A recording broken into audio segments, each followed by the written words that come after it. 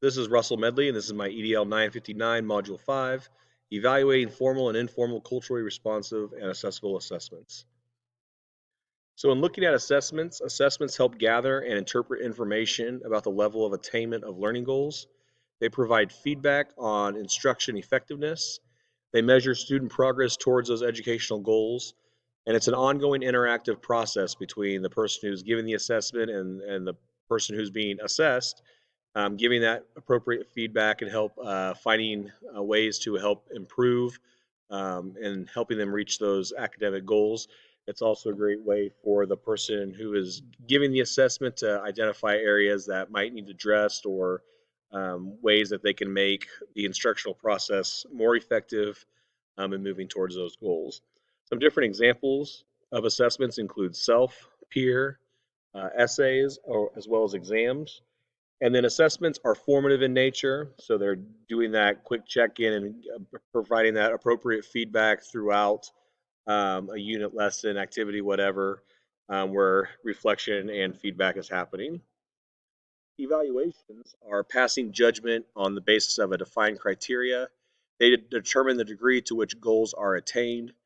The results are clear-cut based on a predetermined criteria. And so when we know what the end result is, it's just giving kind of a numerical value to how students met those goals. And it's summative in nature, where it's happening typically at the end of a cycle of a unit, lesson, anything. I know the big one is kind of like state assessments is a good example of summative, where feedback is not being given based off them. It's just showing kind of what the judgment was on that defined criteria. And so the big difference that I found between assessments and evaluations was that of feedback. Assessments give feedback to both teachers and students. Modifications throughout teaching and the learning process are happening constantly. Evaluations are not used to suggest improvements in future performances. And so, based on all that I learned about assessments and evaluations, I feel that the assessments are going to be more beneficial to meeting the needs of students. So why are assessments important? I mentioned a couple different times that they do provide feedback. They help educators set standards, and it allows them to evaluate progress happening over time. And I feel it also motivates performance when students know kind of where they're at in meeting those goals. It just kind of helps them stay tuned in and motivated to get to that end result. One thing I really like from Edutopia was thinking about starting backwards. And so, kind of identifying what the learning outcomes or goals are, and then finding ways and using that to help guide activities, lessons, et cetera, and how you're going to get to that point. Some examples of some ineffective assessments is learning for the answer and not the process. And so, a lot of times, and I'm sure many teachers have probably felt this way, where they feel like they're just teaching students to take a test and just kind of teaching them how to get the correct answer rather than the process and how to get to that answer. I think a lot of this stems from just the pressures that we naturally feel with results and how we compare as a school to other schools in the state and on a national level and all that, but really not in an effective way in meeting the needs of our students. Also, ones that don't utilize critical thinking, so where we're not giving that higher level thinking or really applying what is being learned to outside of the classroom in real world situations, that's probably very ineffective as well. I liked how it said that we've kind of had a system where a lot of teaching and learning has been just a one-way conversation where students are being talked at rather than being involved in the process. And that just kind of stems from traditionally how schools have always been, where students sit in nice rows and are very attentive to the teacher, and they're just expected to reverberate everything that the teacher is saying and put that as a paper on a test or whatever. But having those conversations would be more beneficial. And then finally, ineffective assessments don't take into consideration the differences in students. It's kind of a one size fits all approach. And most of us know this in the education, but the resources help back this up. It's very important to take into consideration our students and all the different things that are going on in their lives, which leads us into a culture and how culture plays a role in assessments. Learning is socially embedded, so the communities that students exist within matter to their learning. Culture is defined by a student's personal or ethnic background, and this includes their experiences throughout their neighborhood, school, as well as at home. Culture gives insights about the kind of assessments that lead and front students' cultural strengths and curiosities and nurture and extends their literacies. So, some steps to implementing culturally relevant assessments that Call pointed out was first and foremost to put students at the center and allow them to share their stories and use their experiences to help drive civic and community engagement. It's really important to know students as people before you can help them in the classroom. And I think the classic saying is before you can reach a child, you got to reach their heart before you can reach their mind. And so just kind of understanding their culture and then just gathering input from them and their families on their views of assessment is going to help give you a very good snapshot of kind of what makes your students tick and the struggles and strengths that they have going on in their lives, that you can kind of build those assessments around. There's some good examples brought up through the various resources on some culturally relevant assessments in action. Gibson pointed out rubrics and how they help kind of set parameters on what students need to show that they have learned, but also gives them the freedom in how they demonstrate that. And so, like once again, just kind of give them the end result, but how they get there and how they can show learning, would be important. And then even including a section on presentation style where students can kind of, whether it's a rap or a presentation or something physical, a physical display of something, how they choose to present that kind of aligns with their culture would be beneficial. Call pointed out a couple different things as well. A senior defense, and so this is a portfolio of coursework artifacts from previous years, along with a reflection of learning, growth, and future plans. And this is done in front of a panel of teachers, counselor, and family. Another example was a capstone, and so this was a performance-based assessment conducting research on a topic of their choice or passion, and kind of seeing how their research can be applied to real life situations, and like I said, something that they're very passionate about. And so looking at all the resources, I feel the foundation for effective teaching and learning is that there needs to be a reflective process. There needs to be feedback that is given. Teachers need to look at how their instruction is coming across to the students, and then in turn using that information to change things up or to seek out additional resources or whatever to help meet those needs.